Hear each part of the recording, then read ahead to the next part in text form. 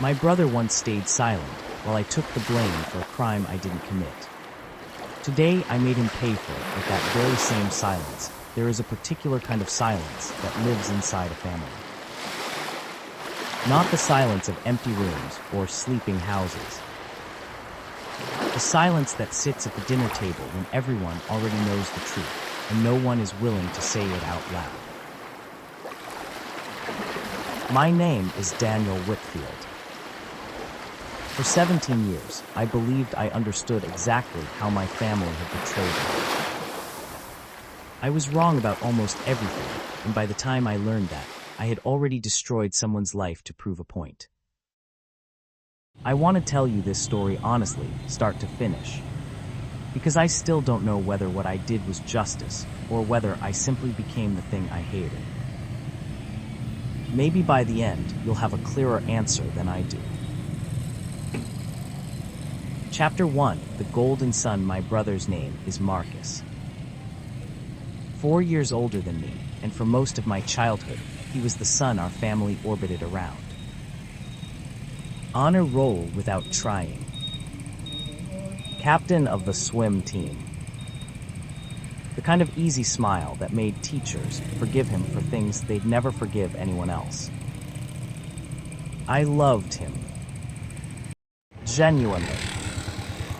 He taught me to ride a bike on the cracked pavement behind our house, hand hovering an inch above the seat, never quite letting go until I begged him to.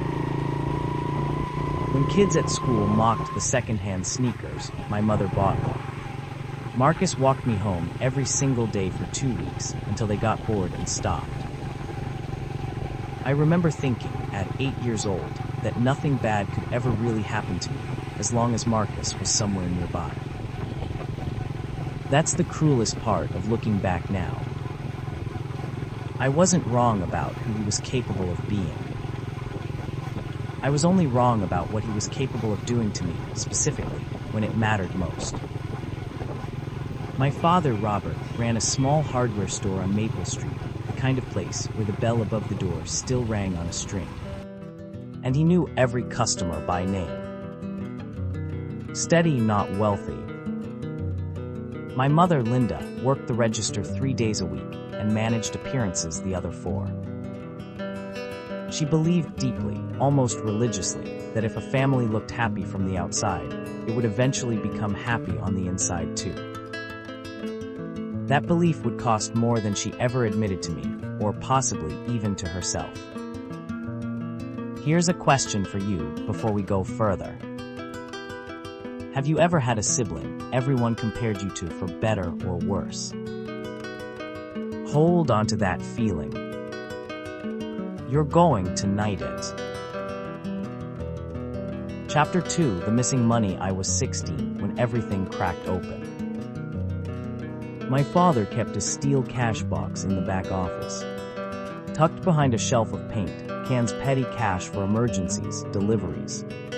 The occasional refund when the register came up short. That summer, money started disappearing from that box. $40 one week. $60 the next. Small enough at first that my father almost convinced himself he was miscounting. Almost. By August, nearly $400 had vanished, and my father, a man who trusted easily but never forgot a debt, decided enough was enough. Only 3 people had access to that office: my father, Marcus, and me. I worked weekends at the store for $10 an hour, saving for a second-hand car. Marcus worked there too, though less often. He'd started community college that year and was already talking about transferring somewhere bigger. Somewhere far from Maple Street. I remember the night my father called us into the kitchen. The overhead light buzzed in the summer heat. My mother stood near the stove, arms crossed, her face arranged into the stillness she wore when bracing for bad news. Someone has been taking money from the store, my father said. I want to know whose.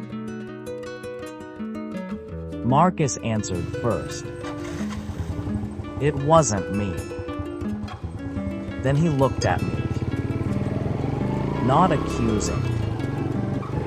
Just expecting. Waiting to see what I'd say, the way you watch a door to see if it opens on its own. It wasn't me either, I said. And it wasn't. I need you to believe that, because everything else in this story depends on it. I never took a single dollar. 3 days later, my father found a receipt crumpled at the bottom of my backpack, $62 for a pair of sneakers.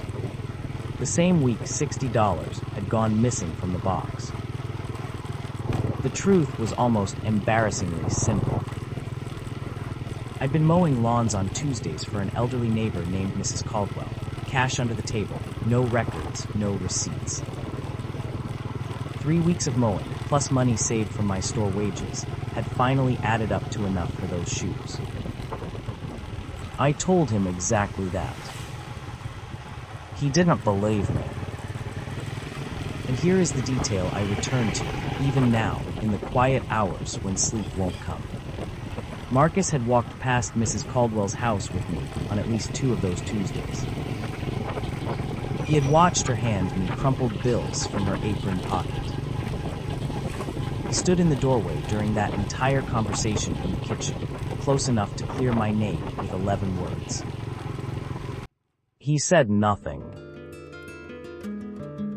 Chapter 3, What It Cost Me I Wasn't Sent to Prison. I was 16, the consequence was quieter, and in some ways heavier. My father didn't speak to me for 3 weeks, not in anger but in disappointment, which I came to understand was a far heavier weight to carry. He pulled me from my weekend shifts at the store. My mother told relatives I'd had some trouble, vague enough to imply guilt without ever naming it out loud. At school, rumors moved faster than truth ever could.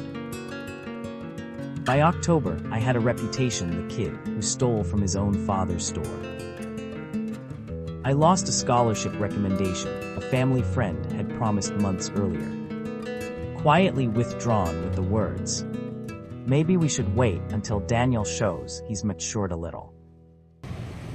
My own grandmother asked me, in front of the entire family at a holiday dinner, whether I'd paid my father back yet.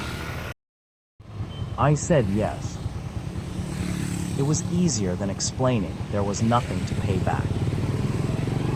Marcus sat across that table, eating his food, saying nothing. He always said nothing. I'm curious if you were in that kitchen, watching someone stay silent while you took the blame, what would you have done differently? Type your answer below. I'll read them because I still ask myself the same thing. Chapter 4. The distance I left for college and built a career in forensic accounting, there's an irony in that I didn't fully appreciate until much later in life. I studied ledgers that always had to balance, numbers that couldn't lie the way people could. Marcus became exactly what everyone always assumed he would. Business degree, marriage to a woman named Olivia. Eventual ownership of our father's store when our father's knees gave out and retirement became inevitable. He expanded it, modernized it, turned a modest neighborhood shop into something genuinely profitable. Everyone in town spoke of him with the particular fondness reserved for hometown success stories. I visited home twice a year Thanksgiving, a few days around Christmas. Marcus would clap my shoulder, ask how the numbers business was treating me. His tone warm enough that any stranger would never guess what sat underneath it. I smiled back. I always smiled back. But something had calcified in me during those years. Something I didn't fully recognize until much later, a quiet, patient resentment. The kind that doesn't burn loudly but simply waits. The way a slow leak waits beneath a foundation, doing its damage year after year, until the structure above finally begins to crack. My father died when I was 31. Heart attack in the parking lot of the store he built his life around. Marcus gave the eulogy beautifully, about hard work, about honesty, about values instilled in both his sons. I sat in the front pew, knowing he and I shared a secret neither of us had ever spoken aloud. Not once in 15 years had Marcus said the words, "I knew it wasn't you." I almost asked him that day in the parking lot. But my mother was standing right there, fragile and black, and I didn't have it in me. So I said nothing. I had learned, after all, from the very best teacher. Chapter 5. The trigger: my father passed away when I was 31, a heart attack, sudden, in the parking lot of the very store he built his life around. At his funeral, Marcus gave the eulogy.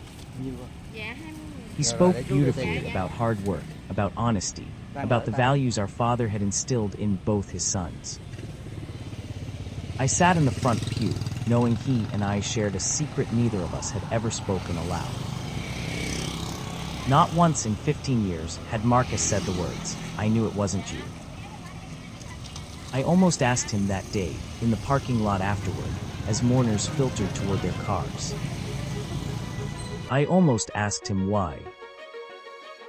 Why he let it happen, and why he never corrected our father, not even years later, when the truth could no longer hurt anyone. But my mother was standing right there, fragile in her black dress, and I didn't have it in me to open that wound on the day we buried my father. So I said nothing. I had learned, after all, from the very best teacher. 6 years passed. My mother's health began to decline, nothing dramatic, just the slow erosion of age, arthritis in her hands, a heart that needed more careful watching. She moved into a smaller condominium close to Marcus, who by then had 2 children and a life that looked, from every visible angle, enviable. I built my own life 4 hours away. I married a woman named Claire, kind and sharp-eyed, and we had a daughter, Lily, who was 7 the year everything finally came apart. The trigger, when it came, wasn't dramatic. It was a phone call from my mother, her voice thin with worry, telling me that Marcus had asked to borrow against her condominium, a temporary bridge loan, he called it, to cover a cash flow problem at the store. She wanted my opinion because, in her words, "You're the one who understands numbers." I drove home that weekend, ostensibly to help her review the paperwork. What I found, buried in financial statements Marcus had handed her without much explanation, was a business in far worse condition than anyone suspected. Inventory loans taken against future revenue that hadn't materialized. A second mortgage on his own house I hadn't known about. And tucked into a folder I wasn't supposed to see, evidence that Marcus had quietly transferred nearly $30,000 from the store's business account into a personal account 2 years. Earlier money that, on paper, simply vanished into operational expenses that didn't quite add up. I'm an accountant. I know exactly what cooked books look like when someone tries to hide them. I sat in my mother's small kitchen, a different table now, smaller. No crescent-shaped scratch worn into the surface, and felt something inside me shift, quietly and completely.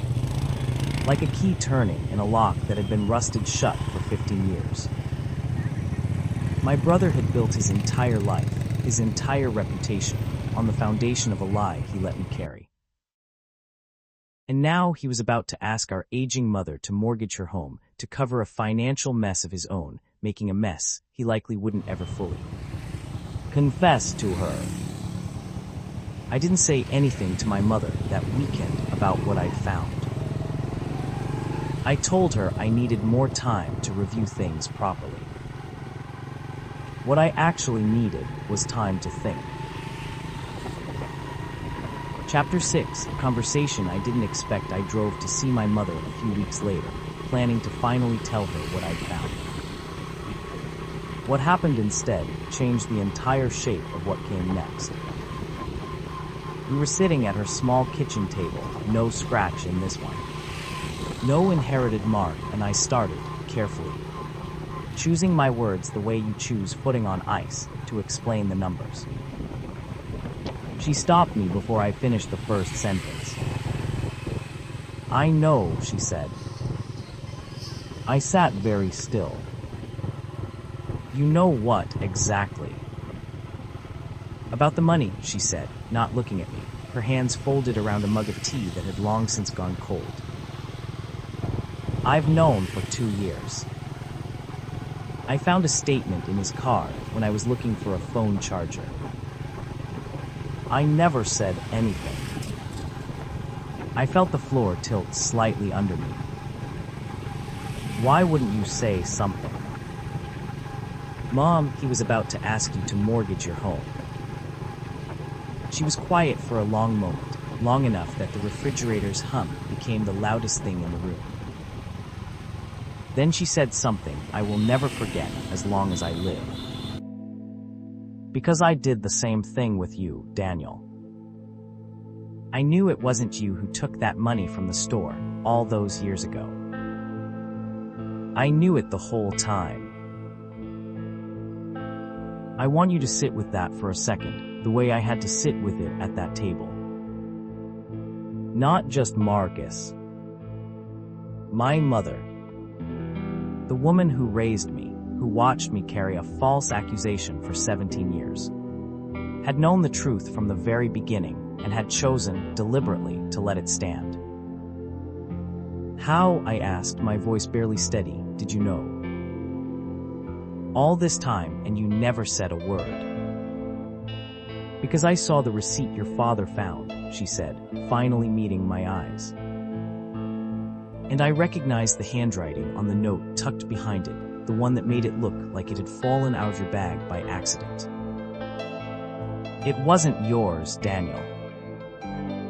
It was Marcus's. He'd slipped it into your backpack himself, hoping it would point suspicion away from him if your father ever searched our things. The receipt hadn't simply been found. It had been planted by my own brother in my own bag while I slept down the hall, entirely unaware that my future was already being quietly rewritten by someone I trusted completely." "And you said nothing," I repeated, the words tasting strange in my mouth. "For 17 years. I told myself I was protecting the family," she said. "That if I said something, it would tear us apart. Your father adored Marcus. I thought it would heal on its own, eventually.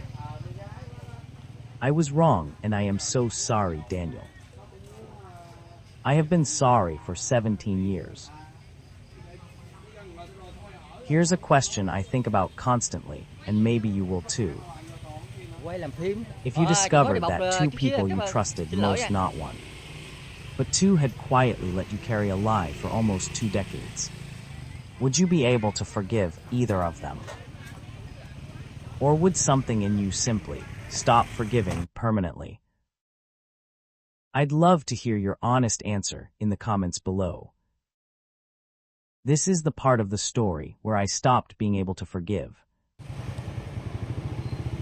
Chapter 7, the decision I drove home that night in silence, no radio. Just 4 hours of highway, and my own thoughts circling like water draining slowly from a basin. And somewhere along that road, the plan that would consume the next several months of my life finally took shape. I want to be honest with you about something, because the rest of this story only matters if I am. What I decided to do wasn't born from a single moment of rage. It came together slowly, over the following weeks, the way frost forms on a window invisible, until suddenly the whole pane is covered. I went back through 17 years of memory, turning over every small moment I had buried.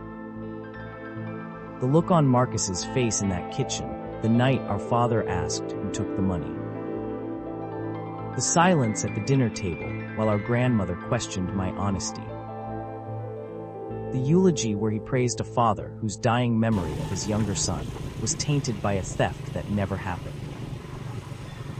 And now my own mother's quiet confession, 17 years too late, that she had known the truth the entire time and chosen silence anyway.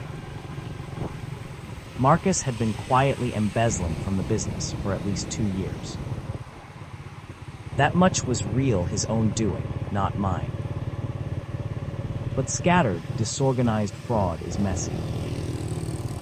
It rarely produces a clean, prosecutable case on its own. Using my professional access to forensic auditing tools, the same software I used legitimately. For clients, I began quietly restructuring the digital trail of Marcus's existing fraud into something far more damning than what he had actually done. I didn't invent a crime from nothing. I sharpened the edges of a crime that already existed until no auditor alive could read it as anything but deliberate, calculated embezzlement. I told myself I hadn't created anything. I had only made the truth undeniable. Whether that makes me different from the brother and mother who let me carry their lie for 17 years. Or exactly the same as them, that's the question I still can't fully answer. Chapter 8, the tip 6 weeks later. An anonymous tip reached the state's business fraud division, specific account numbers, transaction dates. A clear narrative of systematic embezzlement from a small family-owned hardware store on Maple Street. It moved through a contact I'd cultivated for years. A former colleague who now worked compliance for a regional bank. Someone who owed me a professional favor. And never asked too many questions about why I needed to know the proper channel for reporting suspected fraud. I never told her whose business it was. I simply asked the right questions at the right time and let the information move through channels designed exactly for this purpose. The investigation moved faster than I expected. Small-town fraud cases, when the evidence is this organized, rarely take long. Within 3 months, state auditors had subpoenaed the store's full financial records. Within 4, Marcus had been formally charged with embezzlement and falsifying business records, charges that, given the consolidated trail I had ensured existed, were almost impossible to defend against. I learned about the arrest the same way the rest of the family did a phone call from my mother. Her voice cracking in a way I had never heard before. Not even during my father's funeral. "They took him," she said. "They came to the store and they just took him." I drove home that same night, 4 hours through fog that settled low over the interstate, and I felt something I'm almost ashamed to admit, relief. Not joy. Not triumph. The relief of a wound finally being lanced after 17 years of festering beneath the surface. I told myself on that drive that I hadn't created anything. I had only revealed what was already true. I believed that. For a while. What happens next? The trial is coming. So is a visit to a prison visiting room that will unravel something I never expected, because Marcus, it turns out, has been waiting 17 years to tell me something I never knew. And it isn't what you think. My mother's confession in that kitchen wasn't the last secret in this family. It was only the first one I uncovered. There's a second name connected to that planted receipt, someone neither of us suspected was involved at all, and once I tell you who it is, I think you'll understand why I almost stopped the whole plan before it ever reached a courtroom. But I didn't stop it. And that decision is going to cost more than I expected, in ways I haven't told you yet. Before I tell you what happened in that courtroom and what Marcus finally said to me, face to face in a beige jumpsuit. Years later, I want to ask you 3 things. Because I think your answers matter more than mine at this point in the story. First, right now, before you know how this ends, do you think I found justice? Or do you think I became exactly the kind of person who destroys his own family? Write your honest answer in the comments below. I read every single one, and I'm genuinely curious whether your opinion shifts by the time part 2 is finished, because mine did more than once. Second, if someone in your own family has stayed silent about something that hurt your parent, a sibling, anyone at all, I'd like to hear that story too. If you're willing to share it. You're not the only one carrying something like this.